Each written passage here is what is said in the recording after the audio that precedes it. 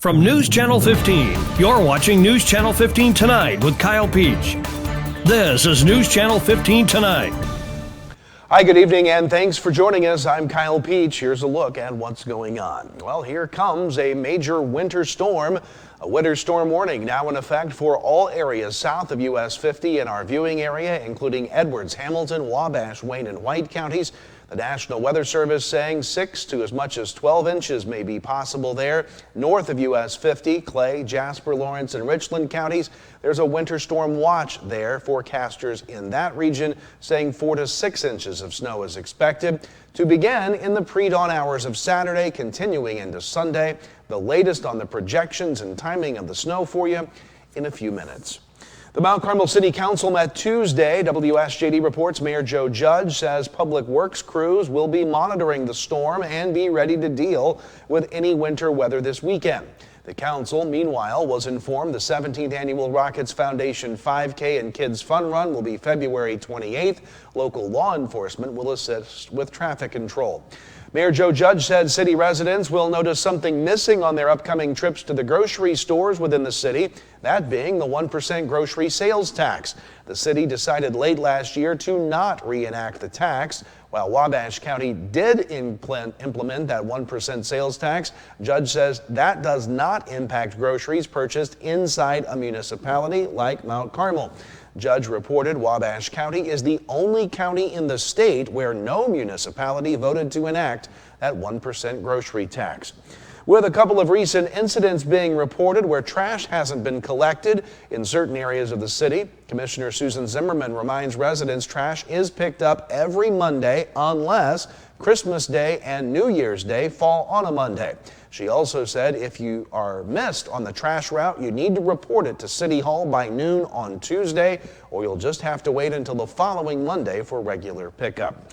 And City Administrator Ryan Turner says a group has expressed interest in purchasing the Girl Scout cabin on First Street. He says bid packets will be available for those interested in making the purchase of the property and must be submitted within 45 days. The bid must accompany a business plan for the property. The council will then accept the bid they like best or can reject all bids. Elsewhere tonight, 28-year-old Adam Zuber of Olney was in Wayne County Court on Tuesday admitting to violating probation. Zuber had been placed on probation after being charged with DUI. He was resentenced to a new term of 24 months probation while a stayed sentence of 90 days in the Wayne County Jail was imposed, with Zuber having to serve that time if he violates the new probation. The Carmi City Council met Tuesday. WRUL says with the new year underway, the city has stopped accepting credit card payments, which ended up costing the city some $419,000 in 2025 due to processing fees. Mayor Bill Stindebach says the city has signed several people up for ACH withdrawals for either the 3rd or 15th of each month. The city did accept a proposal from Symetra for stop-loss insurance at a rate of some $417,000, less than the $414,000 paid last year to provider Tokyo Marine, which offered a renewal rate of $483,000. The council renewed its police DUI CD with People's National Bank, the account just over $52,000. Estimates were approved for the water meter project beginning next month. Wiggs Excavating would receive just shy of $549,000, that from an IEPA loan for the work. Brown and Roberts set to receive $21,800 for engineering work. Carmi officials did note this is the 50th anniversary of the city's airport. A celebration is being planned for June 6th. The council agreed to retain Brown and Roberts for work at the airport to address the beacon tower, runway lights, and more. The council did approve up to $40,000 as well for work at the 6th Street substation, which would take place in March or April. The McLeansboro City Council met on Tuesday. WRUL says the city was presented a $1,920 check from Snedeker Risk Management, which represents dividends for the city as part of the Hope Trust healthcare plan. The amount based on the number of employees and years participating. The council approved setting up electronic payments for accounts payable vendors. It did approve renewing the agreement for a school resource officer with the Hamilton County School District. Meanwhile, they also approved renewing service with Republic Services for the city's garbage contract. Zeller Construction out of Marion was approved as the contractor for the addition to the McLeansboro Fire Station. The council declined to increase the number of Class E2 liquor licenses from 1 to 2, as was requested by Huck's. The board also approved banning the sale and delivery of kratom and derivatives within McLeansboro. The District 348 School Board met on Tuesday. WSJD reporting that a group of supporters in attendance urging the board to allow homeschool students to participate in district extracurricular activities, including athletics. Michelle Musgrave spoke on behalf of the group, saying that she did emphasize respect for the district's educators and said her family's decision to homeschool was due to religious conviction, an option permitted under state law. Musgrave said homeschool families contribute to the district through property taxes, community involvement, arguing that allowing homeschool and private school students to participate in extracurriculars would strengthen community ties, expand community pride, expand the pool of student athletes, and potentially increase enrollment and funding. The board took no action as the matter was not listed on the printed agenda. The Fairfield Grade School Board met Tuesday. WFIW says a tentative date for 8th grade graduation set for May 7th. The board heard a second reading of updates to the student handbook, reviewed the fiscal year audit for 25, and discussed the recent fire marshal visit along with roof and grant matters at Northside. The math committee says they'll stay with the current curriculum with some changes. The board did accept the resignation of Dwayne Kistner as assistant boys baseball coach. A special night at the Lawrenceville Unit 20 School Board meeting on Wednesday. WAKO says the board with the Lawrence Allison Fire Protection District recognized 2 students, Tanner Buds and Evan Griffin, who were presented with life-saving awards from firefighters for their heroic actions helping rescue students in a school van fire back in November. Also recognized, Parkview's 8th grade Lady Braves basketball team, finishing 3rd in the Illinois Elementary School Association Class 3A state finals, completing an undefeated regular season, capturing regional and sectional titles. The IECC Board of Trustees met on Tuesday. The board approved 2 policies, including an employee code of conduct and employee disciplinary policy. They approved transfer pathways as a key step in the district's transition to a guided pathways model, providing clearer routes and stronger support for students beginning fall of 26. The board approved an agreement between IECC and SIU for the motorcycle rider program. In personnel, the board accepted resignations from WVC nursing instructor Corey Stringfellow and Olney Central custodian Avery Miller. The board employed Ronald Banta as a maintenance worker and O&M team lead at OCC. The White County Board met Tuesday. WRUL says the board debated White County voting that the debated White County voting precinct will remain at Floral Hall on the fairgrounds. County Clerk Casey Heil did ask the board consider moving it to another location after this election year. Meanwhile, Heil noted she'd be speaking with White County post offices to clarify postmark practices for ballots. The Postal Service now postmarks mail when it reaches the sorting facility, not on the day it's dropped off at the local post office. Heil hopes local post offices would be able to keep ballots in-house to avoid St. Louis routing. The board took no action on a possible donation to Critter Fixers. County Treasurer Mike Baxley noted the audit is underway. The last day to pay property taxes is January 29th. And Ambulance Director Adam Allen said the second ambulance truck has been received. He's considering installing steps for the vehicle. Lawrence County is looking for a new animal control officer. This after the Building and Grounds Committee voted Wednesday in a special session to dismiss Maggie Carter from the post. Carter had been under fire since last October for allegations regarding her running of the department and insubordination. 2 of 3 committee members voted for termination, the 3rd member absent. Officials say the animal control shelter will continue to operate with current staff as usual. On an interim basis, the county will partner with surrounding counties for animal control duties until the post is filled. Applications are expected to be taken soon. Stay with us. We've got the very latest on that winter storm coming up next in our weather segment, then be back to talk sports. We'll be right back. Are you living with chronic conditions or finding it hard to manage your health at home? If you're 18 or older, have a primary care provider through Wabash General Hospital, and live in Wabash, Edwards, White, or Lawrence County, our community paramedics can help. Get support in the comfort of your home, including follow-up care, home safety and medication education, vital sign checks, disease management support, and resource connections. Our certified paramedics will work with your doctor to provide non-emergent care to keep you healthy at home. Ask your WGH primary care provider for a referral to community paramedicine. There's a lot of things that you can do to help and reduce your heating bills over the wintertime. Open the draperies in the house. Let the sun warm the interior of your home during the day. That helps reduce some of that heating load during the day. Consider installing programmable thermostats. You can drop the temperature down while you're not there, or in the evening times when you're asleep, make the house a little cooler, and then have those programmable thermostats bring the temperature up at the times you're actually in the home, not away. Hi, I'm Tony. I graduated Wabash Valley College in Mount Carmel, and it was the best decision ever. It gave me the opportunity to go on the air almost immediately. Within about a week of starting the broadcasting program at Wabash Valley College, I was a DJ on 89.1 WVJC, and that on-air experience was invaluable to my future career and hiring potential. Welcome back. All eyes on the weather as that winter storm warning is in effect for areas south of US 50 for Saturday and Sunday. North of US 50, Richland, Jasper, Lawrence, Clay counties, there's a winter storm watch in that area. More on that in just a moment. Nothing tonight on radar, not going to see anything until that snow arrives after midnight on Friday. And again, we'll nail down some timing issues on that best we can here in a bit. Last good weather day for a bit. 40 degrees our high today, 24 was our low this morning, comparable to normal, and we're not going to see normal for the foreseeable future with the snow coming our way.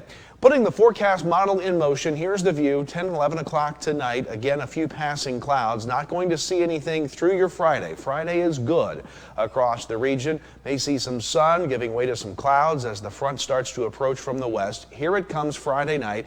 After midnight, you'll see that snow moving into the area, and that snow will hang around through the day on Saturday. The darker blues to the south, a significant icing event, maybe historic in nature down in parts of Tennessee, as that snow still not done by Saturday night. See that secondary wave out here to the west that we'll be contending with through the day on Sunday. So this only a map that gets us partially through the event, but still trending that the heaviest snow amounts may be down further to the south. And again, these snow totals stop at 7 o'clock Saturday night. We'll see snow continuing through Sunday, but at least by Saturday night, you get a handle of where we may be, approaching 1.5 to 2 inches up around Olney, Newton, Flora, and Lawrenceville. By 7 o'clock Saturday night, our model's projecting 2.5 inches or so across the area along Highway 15 from Fairfield, Albion, and Mount Carmel,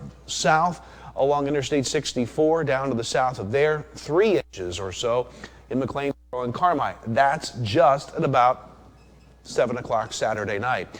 Snow models, again, looking at the time frame Monday at midnight. How much snow do they say will be on the ground Monday night, or Sunday night, shortly after midnight, early Monday? I'll step off so you can see them.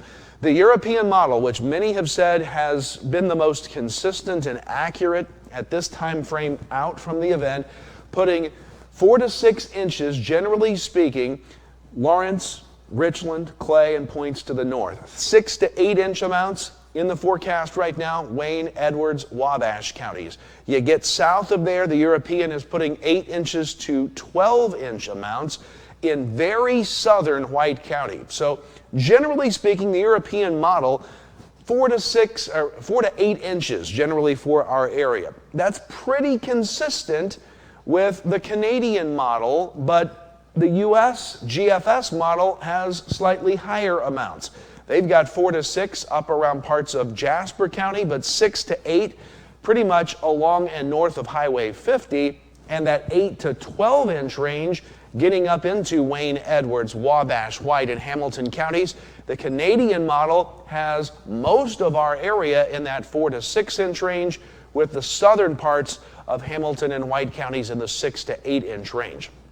Right now, again, this is a wide range based upon all of the models and what the National Weather Service is talking about. Generally speaking, I think it's north of Highway 50, looking predominantly at that 4 to 6 inch range. South of 50, we're looking at probably that 6 inch to maybe as high as 12 inch range, with the foot totals being, I think, further south. The outlier here is the GFS, bringing that 8 to 12 inch band a little further north. But this will all start to come into better form tomorrow night at about this time. But these are the preliminary numbers that we're talking about here from the national models, the European model, the GFS, and the Canadian, starting to come in better agreement. But as you see, I think across the majority of our area, that 6 to 8 inch range is not without the realm of possibility, and certainly could go higher depending on the track of the storm system over the next 24 hours or so. Temperatures are going to be in the deep freeze. Overnight tonight, single digits perhaps up north around Effingham, but most of us will be in the teens overnight with clear skies. As we go on to Friday, a pretty good day, mix of sun and clouds. Temperature-wise, though, not so good. Highs will struggle to be in the teens, maybe 20 down in Carmi. The rest of us will top out in the teens on Friday. Bitter cold continuing with single-digit lows Saturday night, or I should say Friday night into Saturday morning. The snow begins in the pre-dawn hours of Saturday. Looking at single-digit temperatures, it will be cold and snowy out there across the region, and don't forget, wind chills will be below zero. On Saturday, snow continues throughout the day region-wide. Heaviest, we think, still to the south. Highs will only be in the teens on Saturday as well. And our extended forecast, we put the alert days up for Saturday and Sunday. Snow will eventually come to an end on Sunday, but will still be in the teens. Sunday night and Monday night, single-digit lows, maybe going below zero as we wake up on Tuesday morning. Then we slowly warm up a bit, still well below normal, but at least the highs will be in the 20s, lows in the teens. And look at that, potential for another snow system way too far out to get into that. Let's survive this one first, potentially on Thursday. Very latest weather crawling across the bottom of your screen, online and through our social media channels, updates on TV as warranted, and especially on tomorrow night's newscast. That's it for weather. Whew, sports is next. Get your new Ford at Steve Faulkner Automotive. Lease a new 2025 Ford F-150 for $484 a month, or lease a 2025 Bronco for $493 per month on a 36-month lease. Find your new vehicle at SteveFaulknerAutomotive.com. Your best deals are at Steve Faulkner Automotive. Get a 2026 Pacifica with 1.9% financing, or lease a 2026 Wrangler for $397 a month. See store for details and go to SteveFaulknerAutomotive.com. Teaching kids about money is an important step, and the Student Plus account from the First National Bank makes it simple. It's a free checking account designed for students who are learning to manage their own spending with tools that help parents stay connected. With spending limits, real-time alerts, and instant transfers, students can build smart money habits while parents have peace of mind. Getting started is easy. Visit the nearest branch to open a Student Plus account and choose the features that fit your family best. The Student Plus account from the First National Bank. Parents choose the controls, students learn responsibility. Member FDIC. I chose Wabash Valley College because I didn't really know what I wanted to do right after high school. And today I can say it was the best decision that I could have made. When I was here, I had the chance to join different clubs and to take a couple different classes, and I really expanded on my interests. In my classes, I learned what I liked and I learned what I didn't like. So I did get to meet new friends. I joined a bunch of clubs, practiced some leadership skills, and kind of gradually grew into adulthood here. And so I'm very grateful for that. My name is Jonathan Leach. I graduated in 2013 from Wabash Valley College, and that's why this was the best decision for me. Welcome back. Time to talk sports quickly. Boys high school basketball last night at the Carmi Invite. Fairfield beats Carmi 62-34. Mount Vernon over Harrisburg 65-36. At the Midland Trail Tournament, Waltonville over Patoka Odin 69-25. Wayne City over Grayville 78-68. Meanwhile, Mattoon beat Salem 62-45. Girls play Fairfield over Heron 60-29. Salem over Westland 40-34. College basketball from last night. Women's play. Wabash Valley beat Rend Lake 86-56. Olney Central was swept at home by Vincennes. The OCC women fell 81-46. The men lost 82-57. The latest on the winter storm on the bottom of your screen and on air and online. Cancellations also starting to come in as well. We'll have those for you too. Stay safe out there. We'll see you tomorrow for the latest updates. Have a great night.